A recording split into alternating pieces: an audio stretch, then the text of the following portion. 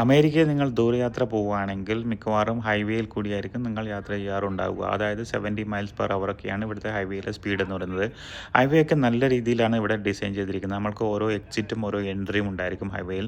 അതുകൂടാതെ തന്നെ റെസ്റ്റ് ഏരിയയും ഉണ്ടായിരിക്കും. അപ്പോൾ റെസ്റ്റ് ഏരിയയിൽ നമ്മൾക്ക് പോയി കഴിഞ്ഞാൽ അവിടെ തന്നെ നമുക്ക് റെസ്റ്റ് റൂം പോകാനും ഭക്ഷണം കഴിക്കാനുള്ള സൗകര്യങ്ങളൊക്കെ നമ്മൾ ഈ റെസ്റ്റ് ഏരിയയിൽ കൂടി നമുക്ക് കിട്ടാവുന്നതാണ്. അപ്പോൾ അങ്ങനത്തെ ഒരു ഓപ്ഷൻ കൂടിയുണ്ട് ഹൈവേയിൽ പോവുകയാണെങ്കിൽ. അപ്പോൾ നമ്മൾക്ക് പ്രത്യേകിച്ചിട്ട് വേറെ ഷോപ്പിലൊന്നും പോകേണ്ട ആവശ്യമില്ല. അപ്പോൾ നല്ല രീതിയിൽ നല്ല നീറ്റ് ആൻഡ് ക്ലീൻ ആയിട്ട് ഡിസൈൻ ചെയ്തിരിക്കുന്ന റെസ്റ്റ് ഏരിയയാണ് പൊതുവേ ഹൈവേയുടെ സൈഡിൽ കൂടി കണ്ടുവരാറുള്ളത് പൊതുവേ. അപ്പോൾ അങ്ങനത്തെ സ്ഥലത്തൊക്കെ നിർത്തിയിട്ടാണ് നമ്മൾ ഭക്ഷണങ്ങളൊക്കെ കഴിക്കുന്നത്. ഭക്ഷണം കഴിക്കുക, പിന്നെ റെസ്റ്റ് റൂം പോവുക, അങ്ങനത്തെ കാര്യങ്ങളൊക്കെ ചെയ്യാൻ വേണ്ടിയിട്ടാണ് ഈ ഒരു റെസ്റ്റ് റൂം നമുക്ക് വളരെയധികം ഉപകാരപ്രദമാകാറുണ്ട്. ഓക്കെ, അപ്പോൾ നമ്മളങ്ങനെ ഒരു റെസ്റ്റ് ഏരിയയിൽ ഇപ്പോൾ നിർത്തിയിരിക്കുകയാണ്. ഇത് ഫ്ലോറിഡയിൽ പോകുന്ന വഴിയുള്ള ഒരു റെസ്റ്റ് ഏരിയയാണ്. നമ്മൾ കഴിഞ്ഞ വീഡിയോയിൽ ഫ്ലോറിഡയിലുള്ള റെൻ്റൽ കാർ എടുത്തിട്ട് നമ്മൾ യാത്ര തുടങ്ങി. അതിനുശേഷം നമ്മളിപ്പോൾ ഒരു ഇതിൻ്റെ മിഡിലിൽ ഒരു റെസ്റ്റ് ഏരിയയിൽ എത്തിയിരിക്കുകയാണ്. അപ്പോൾ ഇവിടുന്ന് ഭക്ഷണം കഴിച്ചിട്ട് മാത്രം നമ്മളിനി അടുത്ത യാത്ര ഇവിടുന്ന് ആരംഭിക്കും. അപ്പോൾ നമ്മൾ ഫുഡൊക്കെ കൊണ്ടുവന്നിരിക്കുന്നതുകൊണ്ട്